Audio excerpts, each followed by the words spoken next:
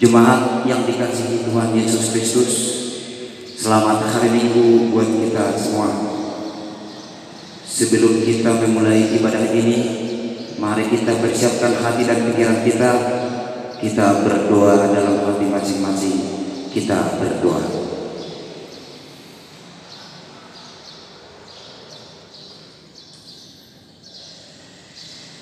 Amin.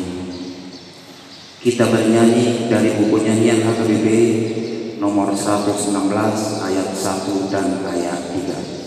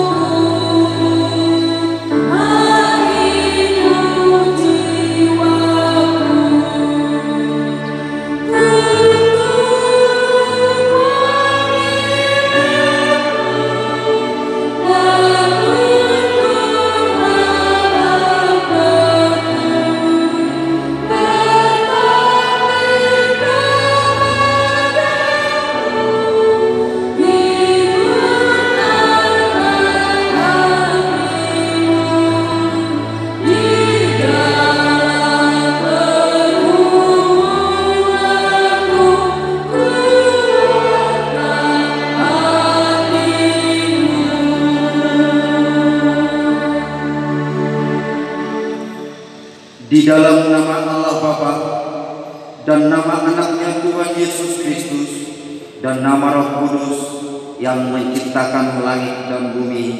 Amin. Sebab penderitaan ringan yang sekarang ini mengerjakan bagi kami kemuliaan kekal yang melebihi segala-galanya, jauh lebih besar daripada penderitaan kami. Sebab kami tidak memperhatikan yang kelihatan, melainkan yang tak kelihatan. Karena yang kelihatan adalah sementara, sedangkan yang tak kelihatan adalah kekal. Haleluya.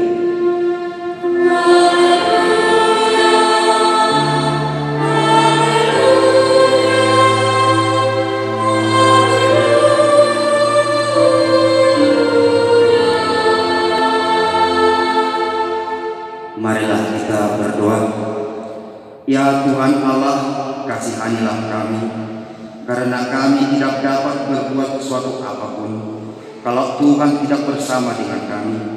Berilah hal-hal yang rohani bagi kami, supaya kami dapat melakukan kehendak-Mu. Sertailah kami, supaya kami bersama dengan Tuhan melalui firman-Mu, oleh karena anak-Mu Tuhan Yesus Kristus Tuhan kami. Amin.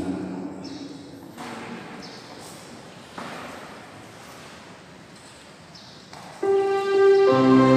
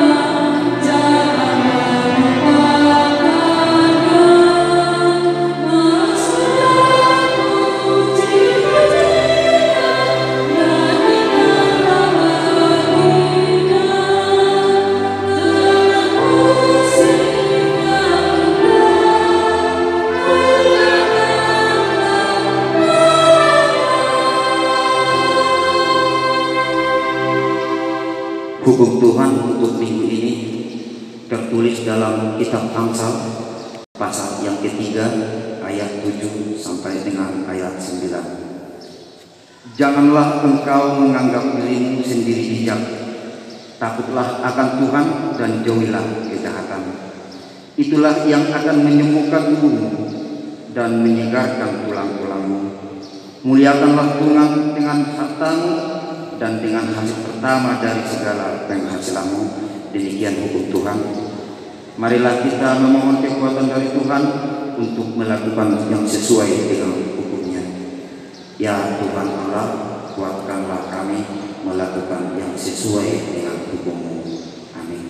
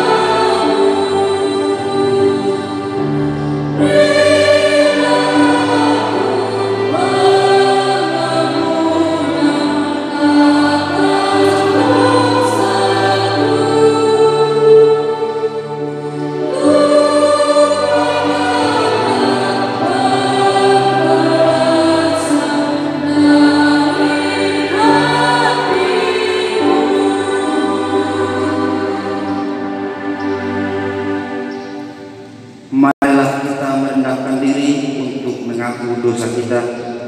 Ya Tuhan Allah Bapa Tuhan kami Yesus Kristus, Engkaulah Allah yang Maha Kuasa pencipta segala sesuatu. Engkau adalah adil menghakimi semua orang.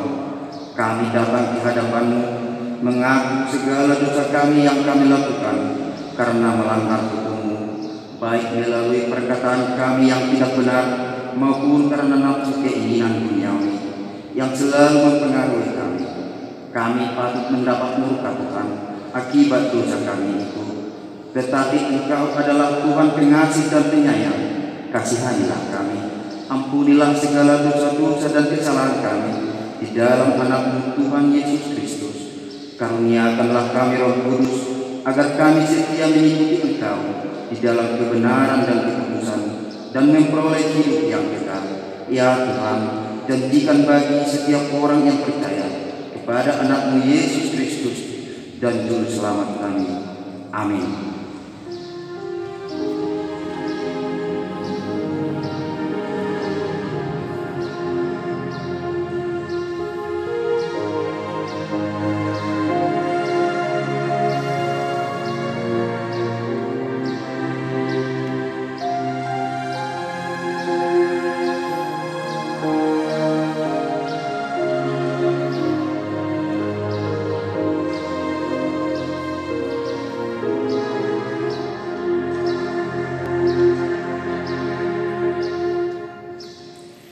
Dengarkanlah janji Tuhan tentang pengampunan dosa. Tuhan adalah penyayang dan pengasih, panjang sabar dan berlimpah kasih setia. Tidak dilakukannya kepada kita setimpal dengan dosa kita, dan tidak dibalaskannya kepada kita setimpal dengan kesalahan kita. Seperti Bapa sayang kepada anak-anaknya, demikian Tuhan sayang kepada orang-orang yang takut akan Dia. Kemuliaan bagi Allah di tempat yang maha tinggi.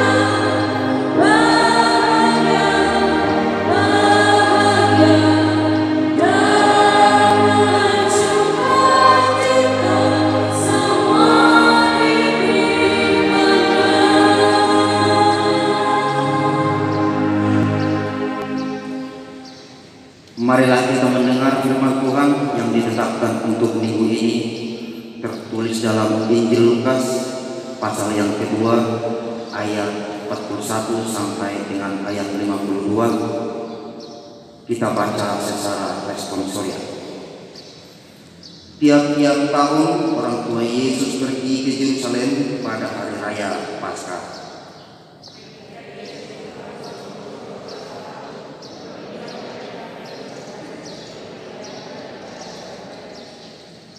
Sehabis hari-hari perayaan itu, ketika mereka berjalan pulang, tinggallah Yesus di Yerusalem tanpa diketahui orang tuanya.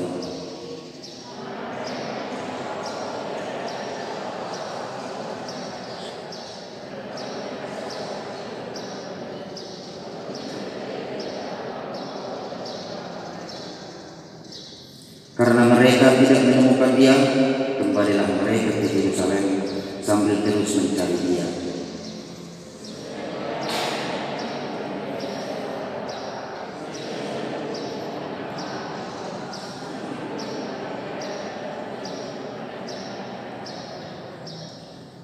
Dan semua orang yang mendengar dia sangat heran akan kecerdasannya dan segala jawab yang diberikannya.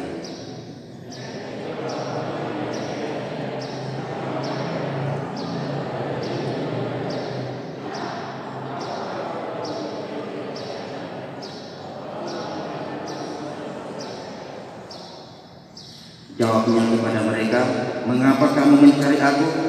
Tidakkah kamu tahu bahwa aku harus berada di dalam rumah Bapakku?"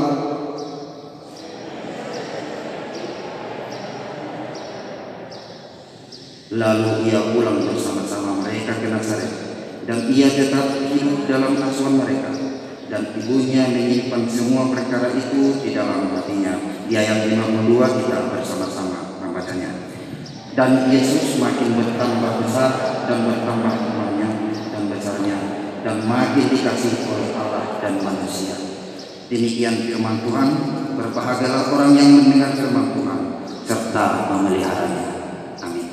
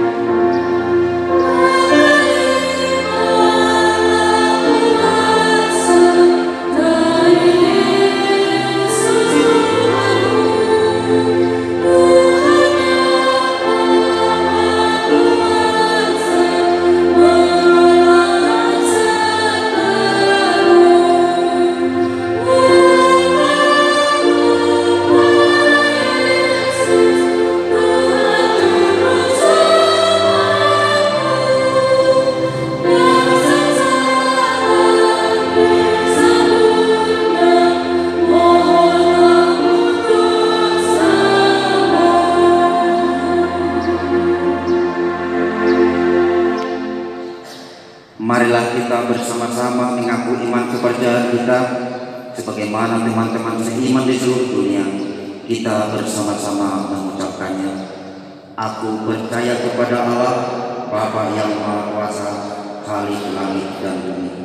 Aku percaya kepada Yesus Kristus, Anaknya yang tunggal Tuhan kita, yang dikandung daripada Roh Kudus, lahir dari anak darah Maria, yang menderita sengsara di bawah pemerintahan Pontius Pilatus, disalibkan, mati dan dikuburkan, yang turun dalam kerajaan maut.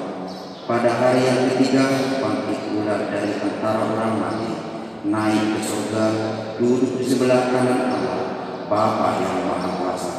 Dari sana akan datang kelak untuk menghakimi orang yang hidup dan yang mati. Aku percaya kepada Roh Kudus dan adanya satu gereja yang kudus dan am, persekutuan orang kudus, pengampunan dosa, kebangkitan daging, dan hidup yang kekal. Amin.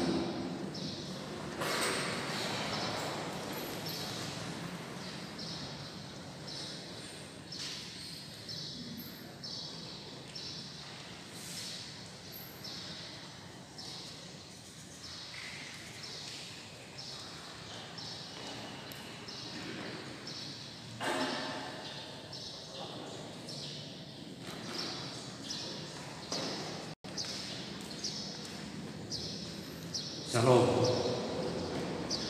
Warta jemaat Minggu 16 setelah Trinitatis, Minggu 19 September 2021. Kami membacakan beberapa poin dari warta jemaat kita. Yang pertama, persekutuan atau koinonia. 1. Jadwal pelaksanaan ibadah minggu. Minggu 26 September 2021, gereja kita melaksanakan 4 kali ibadah. Jadwal pelaksanaan dan ketentuan mengikuti ibadah minggu tertera dalam warta jemaat kita. Dimohon kepada seluruh jemaat untuk memperhatikan jadwal dan dapat mematuhi protokol kesehatan yang telah ditentukan demi kelancaran pelaksanaan ibadah minggu di gereja. Yang kedua, anak lahir. Pada hari Sabtu 11 September 2021, Tuhan telah menganugerahkan seorang putra di keluarga Hengki R. Sihombi, Ibu Borugulto dari Wik, Bethlehem. Anak dan orang tua dalam keadaan sehat. Semoga anak tersebut menjadi anak yang baik di tengah-tengah keluarga, terlebih di hadapan Tuhan. Yang ketiga, jadwal pertanyaan wilayah dan sermon kategorial. Jadwal pertanyaan wilayah dan sermon kategorial tertera dalam warta jemaat kita. Dimohon kepada seluruh jemaat untuk memperhatikan dan mengikuti kegiatan pertanyaan wilayah dan sermon kategorial. Bagian yang kedua, berita pembangunan. 1. Persembahan khusus untuk pembangunan. Hari ini, Minggu 19 September 2021, kita akan menyampaikan persembahan khusus untuk pembangunan pada ibadah pukul 7, pukul 9, pukul 11, dan pukul 17. Persembahan ini akan kita antar ke depan setelah persembahan kedua. Yang kedua, pencarian dana pembangunan. Sesuai kesepakatan Pak Halado dan panitia pembangunan, maka mulai minggu ini Pak Halado dan panitia pembangunan akan melanjutkan kembali pencarian dana pembangunan untuk pembangunan halaman gereja lantai 2 dan tangga masuk utama gedung gereja seluas 616 meter persegi dengan estimasi dana pembangunan sebesar 2.500.000 per meter persegi dan total dana yang dibutuhkan sebesar 1.540.000.000 rupiah. Mengingat dana yang dibutuhkan dalam pembangunan ini tidak sedikit, maka kepada seluruh warga jemaat, mari kita wujudkan partisipasi kebersamaan bahu-membahu memenuhi dana pembangunan ini demi pujian dan kemuliaan Tuhan. Seberapapun yang kita sumbangkan, nilainya sangat berharga. Bagian yang ketiga, rekrutmen pelaksana pekerjaan pembangunan gereja. Diberitahukan kepada seluruh jemaat bahwa panitia pembangunan akan segera melaksanakan pembangunan halaman dan tangga utama gereja.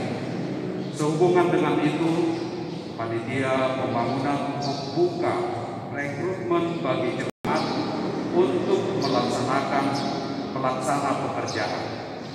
Adapun syarat yang dibutuhkan sebagai berikut: berpengalaman minimal 5 tahun dalam melaksanakan pekerjaan struktur bangunan lantai 2 atau lebih dengan kontrak minimal senilai 500 juta rupiah. Memiliki tim lapangan yang memahami pekerjaan bangunan struktur tinggi atau bertingkat dengan pengalaman minimal 5 tahun. Untuk pendaftaran dan informasi lebih lanjut dapat menghubungi panitia pembangunan atau sekretariat kuliah Pendaftaran paling lambat hingga Minggu 26 September 2021 pukul 13 WIB. Laporan keuangan pembangunan 11 September sampai dengan 17 September 2021. Saldo minggu lalu Rp621.492. Pemasukan sumbangan pembangunan halaman gereja dan tanda utama Rp18 juta. Dari keluarga Bapak Sintua M. Sitohang, Guru Pasaribu, WIK Bethlehem Rp1 juta. Bapak T. Simanjuntak, Boru Manurung Almarhum, WIK Kanan Rp1 juta. Bapak Situa S. Ambarita, Boru Manalu, WIK Bethesda Rp1 juta. Bapak R. Siagian, Situa M. Boru Hutapea, WIK Bethlehem Rp10 juta. Bapak L. Pandiangan, Guru Sagala, WIK Bethlehem Rp5 juta. Pengeluaran 0, saldo minggu ini Rp638.221.492. Demikian warta jemaat untuk minggu ini. Tuhan Yesus memberkati.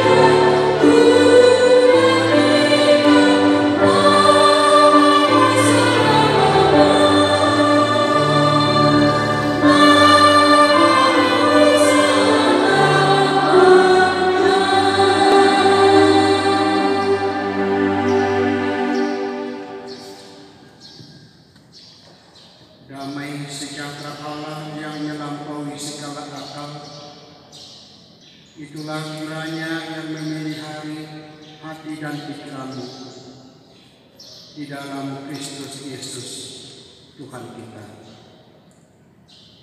Amin. Firman Tuhan yang menjadi khotbah di minggu pada hari ini, yaitu apa yang tertulis dalam kitab Pengkhotbah pasal 10 mulai dari ayat 10 sampai dengan ayat 15. Demikian firman Tuhan. Jika besi menjadi tumpul dan tidak diasah, maka orang harus memperbesar tenaga. Tetapi yang terpenting untuk berhasil adalah hikmah.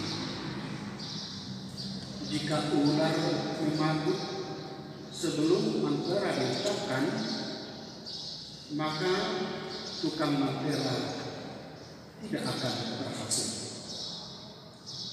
Perkataan orang berhikmat menarik, tetapi bibir orang bodoh menelan orang itu sendiri. Awal perkataan yang keluar dari mulutnya adalah keburukan, dan akhir bicaranya adalah kebebalan yang mencelakakan. Orang yang bodoh banyak bicara, meskipun orang tidak tahu apa yang akan terjadi, dan siapakah yang akan mengatakan kepadanya apa yang akan terjadi sesudah dia. Jerih payah orang bodoh melelahkan orang itu sendiri, karena ia tidak mengetahui jalan ke kota. Demikian pembacaan firman Tuhan. Ibu bapak, saudara-saudaraku yang terkasih, firman Tuhan pada minggu ini mengajarkan hal yang sangat fundamental dalam kehidupan kita, orang-orang percaya. Ajaran yang begitu fundamental karena kita diajak supaya memiliki hikmah, supaya berpegang teguh pada tuntunan dan didikan Tuhan. Tuhan menginginkan bahwa pikiran kita, perkataan kita, dan perbuatan kita benar-benar merefleksikan kualitas diri sebagai orang-orang berhikmat.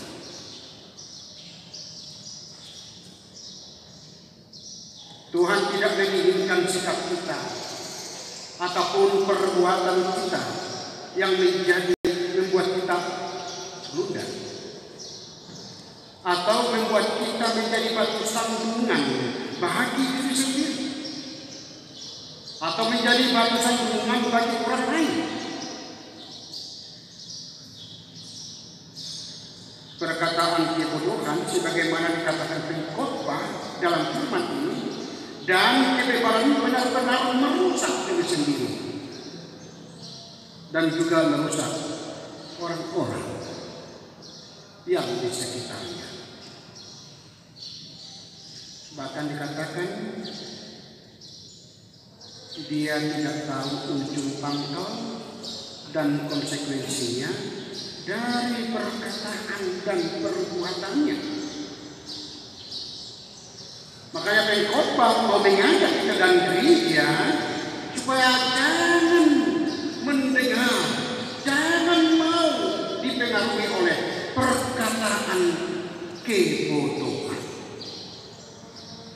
kita diundang, kita diajak untuk hidup dalam hikmat Tuhan. Hidup untuk takut akan Tuhan. Hidup mau dituntun oleh didikan daripada Tuhan. Karena apa? Karena orang yang berhikmat dan memahami apa yang baik dan benar, dan memang itu menjadi bagian daripada hidup. Orang yang berhikmat selalu tahu apa yang berkenan di hati Tuhan, apa yang sejalan dengan firman Tuhan, dan apa yang memang betul-betul bertentangan dengan firman Tuhan. Kita sebagai anak-anak Tuhan, kita yang selalu hidup di dalam hikmat Tuhan dan takut akan Dia, akan selalu berhati-hati di dalam hidupnya. Pasti orang yang hidup di dalam hikmat Tuhan, dia tidak mau bertindak asal-asalan. Dia tidak mau ceroboh. Dia tidak akan mau arogan. Dia tidak akan mau memperlakukan orang lain dengan sewena-wena, dengan sesuka-sukanya. Orang yang hidup di dalam hikmat Tuhan, dia selalu menghormati, bahkan menghargai orang lain tanpa status sosial. Itu hebatnya anak-anak Tuhan yang hidup di dalam didikan dan hidup di dalam yang takut akan Tuhan. Nah, memang ini yang kita lihat dari firman ini. Orang yang hidup dalam didikan Tuhan dan hikmat Tuhan, ada beberapa hal yang kita lihat yang mau hidup. Yang pertama adalah orang yang hidup dalam hikmat Tuhan, dia selalu mengawali pekerjaannya dengan hikmat Tuhan. Dia akan selalu mengawali pekerjaannya dengan hikmat Tuhan. Sangat-sangat begitu menarik firman Tuhan ini. Ketika pengkhotbah berkata, bekerja dengan kapak yang tumpul, tentu hanya akan menguras tenaga.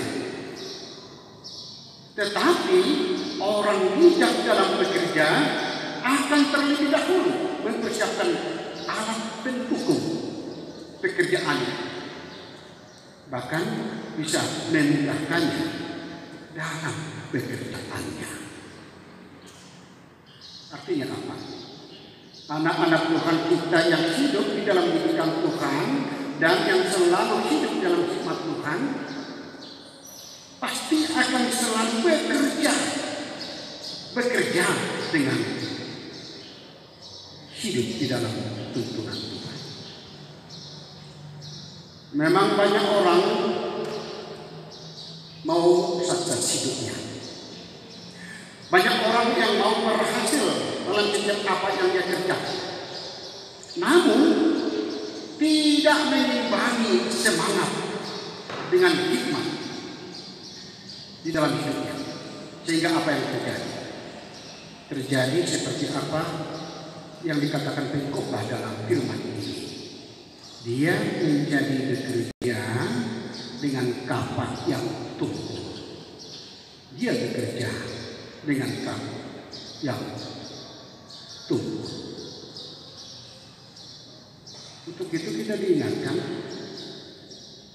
bahwa memang di atas segala usaha kita dan semangat kita ada Tuhan yang berkuasa, yang selalu membutuhkan hikmat Tuhan di dalam kehidupan kita. Itu yang pertama yang kita lihat dari firman ini. Ketika kita sungguh-sungguh hidup di dalam didikan Tuhan. Yang kedua, gereja kita sebagai anak-anak Tuhan yang sudah hidup di dalam hikmat Tuhan, berarti kita tidak menganggap remeh didikan Tuhan atau ajaran Tuhan. Kenapa ada peribahasa yang mengatakan menyesal kemudian tiada arti. Itu sudah sering kita dengar. Atau dengan kata lain, jika kerbau sudah dicuri, apa gunanya mengunci pintu gerbang? Tidak ada artinya.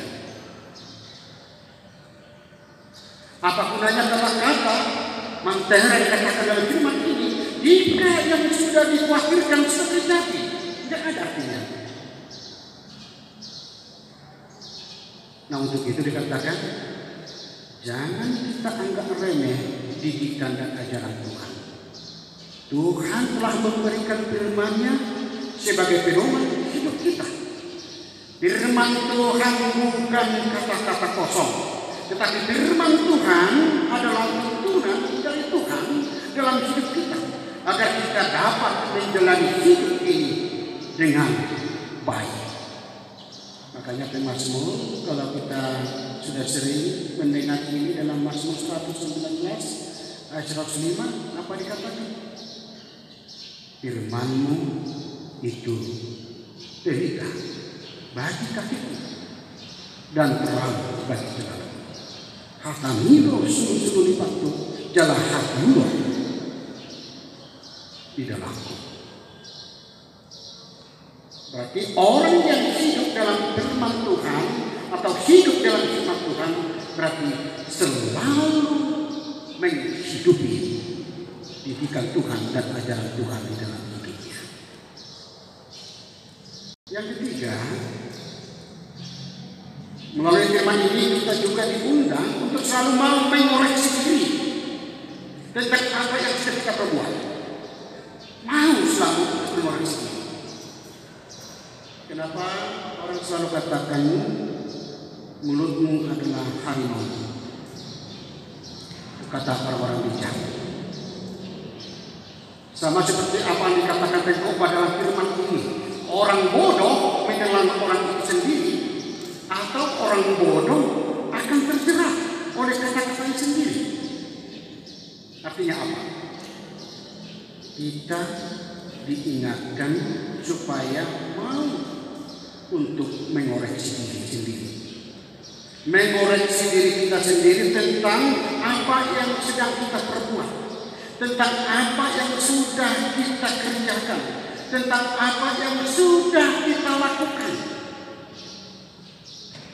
Jika kita melakukan adalah kebenaran Tuhan, maka kita akan menerima kebaikan dari Tuhan. Tetapi sebaliknya, jika kita lakukan adalah perbuatan-perbuatan yang tercela, perbuatan-perbuatan dosa, maka kita sedang membuat jerat bagi diri kita sendiri. Nah, itu yang dikatakan oleh Pengkhotbah. Maka untuk itu ibu bapak yang terkasih, mari kita renungkan apa yang sedang kita persiapkan bagi masa depan kita ke depan. Apa yang sedang kita persiapkan? Apakah kita sedang mempersiapkan kebaikan di mata Tuhan, atau sebaliknya? Apakah kita mempersiapkan jerat bagi kita pribadi, lepas pribadi? Kenapa ini dikatakan? Karena di dalam firman ini jelas dikatakan, siapa yang tahu apa akan terjadi di masa depan? Tidak ada yang tahu. Jika ada orang yang di awal sudah omong besar tentang apa yang akan terjadi di masa depan, sementara dia belum menjalaninya, maka itu adalah omong kosong. Itu adalah omong kosong. Kita tidak tahu apa yang akan terjadi di masa depan, tetapi kita selalu diberi Tuhan pengharapan untuk memperoleh yang terbaik di masa depan. Jika kita memang menikmatinya, jika kita terus bertekun di dalam berkhidmat dengan didikan Tuhan.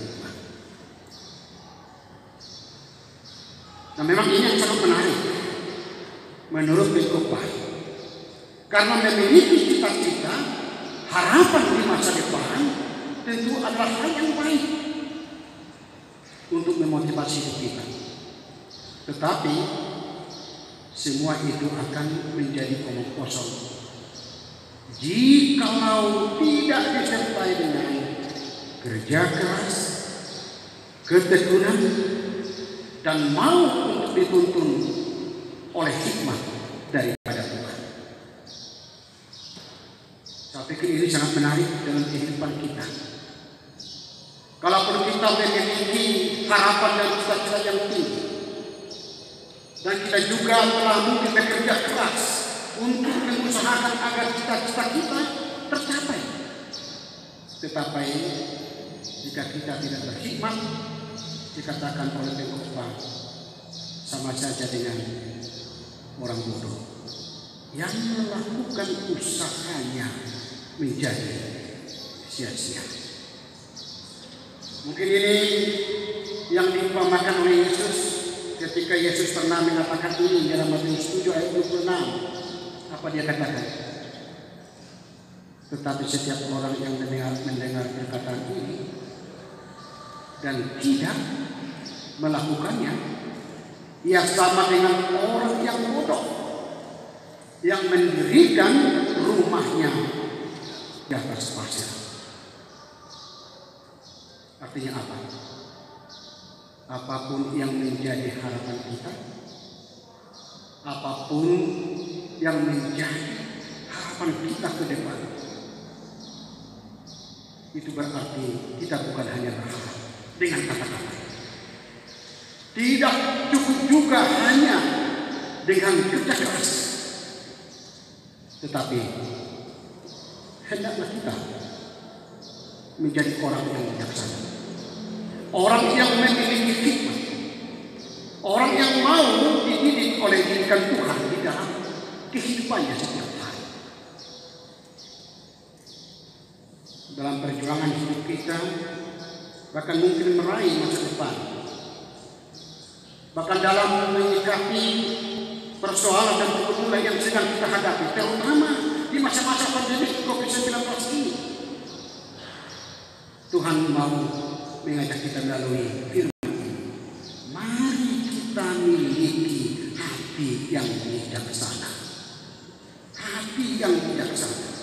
Karena dari hati akan terpancar kehidupan. Orang yang berhikmat dan hidup dalam didikan Tuhan akan selalu fokus pada hal-hal yang berguna. Hidup saling menguatkan. Pasti hidupnya akan saling menolong. Pasti dia akan hidup untuk saling menyemangati, bahkan menjaga hati, menjaga ucapan, dan menjaga pikiran. Untuk itu, ibu bapak yang terkasih, karena Kristus adalah sumber hikmat kita, mari kita arahkan pikiran kita pada Yesus, sehingga apapun yang kita lakukan, apapun yang kita tindak lanjuti, apapun yang kita kerjakan, Roh Kudus akan memberdayakan hidup kita untuk berpikir, untuk berkata, untuk bertindak sesuai dengan firman Tuhan.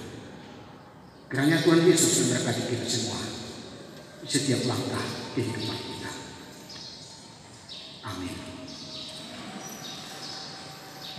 Terima kasih Tuhan atas firman-Mu untuk menyemangati hidup kami, agar kami selalu mau berjalan seturut dengan didikan Tuhan, agar kami selalu hidup sesuai dengan hikmat-Mu, sehingga apapun yang kami lakukan dalam setiap aktivitas hidup kami selalu membuahkan buah-buah yang baik. Berkati hidup kami Tuhan, berkati segala hati pikiran dan keberadaan kami. Biarlah Tuhan Yesus melalui Roh Kudus menuntun kami, memelihara hidup kami, menjadi setiap kehidupan kami, sehingga kami menjadi anak-anak yang setia, yang loyal, yang tunduk dan taat akan kehendak-Mu. Terima kasih Tuhan, biar Engkau memberikan penghitungan bagi saudara-saudara kami yang berduka. Berikan Tuhan kekuatan bagi kehidupan mereka, supaya mereka mampu untuk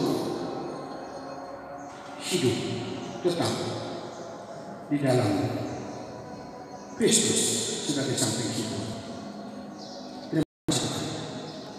Kami serahkan seluruh kehidupan kami, pelayanan kami di dunia ini. Biarlah kami bersama-sama dengan jemaat saling menguatkan, saling menyemangati, saling menolong, diikat oleh kasih dan damai daripada Tuhan. Terima kasih Yesus. Inilah doa kami yang kami panjatkan hanya di dalam Yesus Tuhan yang Maha Kasih. Amin.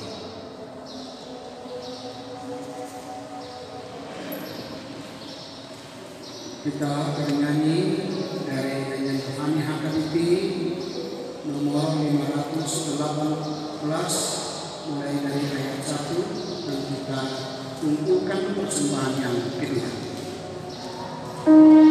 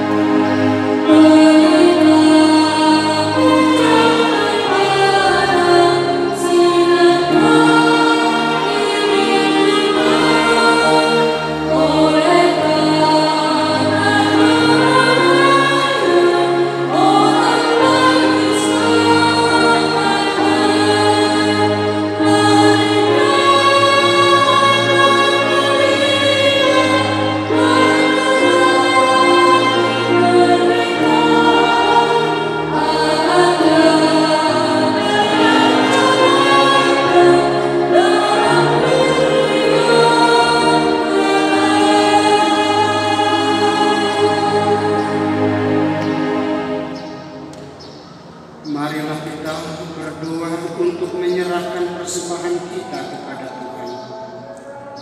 Ya Allah Bapa kami yang di surga, kami mengaku bahwa Tuhan adalah sumber dari segala karunia yang melimpah dalam kehidupan kami masing-masing. Sebagian daripada karunia itu kami serahkan kembali sebagai persembahan kepada Tuhan. Terimalah dan berkatilah persembahan umat-Mu ini, agar dapat kami pergunakan untuk pekerjaan dan pelayanan kerajaan Tuhan di dunia ini. Bukalah hati kami untuk mengenal betapa baiknya berkat dan karunia yang kami peroleh dari Tuhan, supaya kami senantiasa bersyukur kepada-Mu di dalam nama Yesus Kristus Tuhan kami. Amin.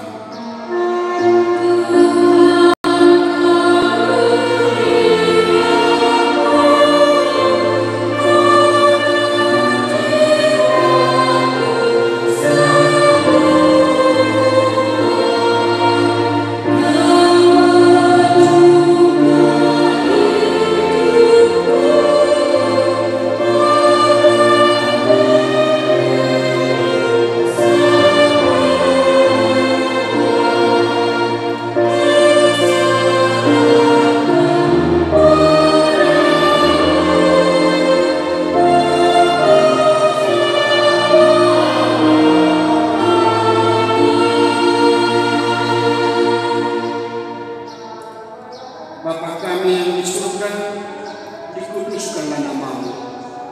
Datanglah kerajaan-Mu. Jadilah kehendak-Mu di bumi seperti di surga. Berikanlah kami pada hari ini makanan kami yang secukupnya. Dan ampunilah kami akan kesalahan kami, seperti kami juga telah mengampuni orang yang bersalah kepada kami. Dan janganlah membawa kami ke dalam pencobaan, tetapi lepaskanlah kami daripada yang jahat.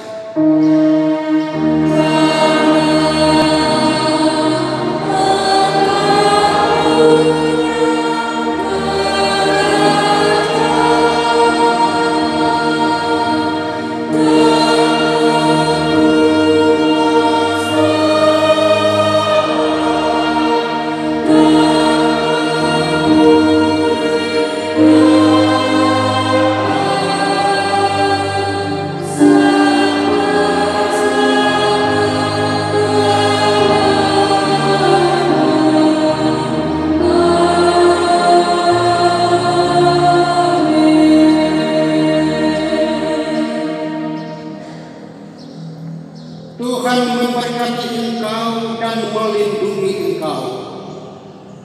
Tuhan menyinari engkau dengan wajah-Nya dan memberi engkau kasih karunia. Tuhan menghadapkan wajah-Nya kepadamu dan memberi engkau damai sejahtera.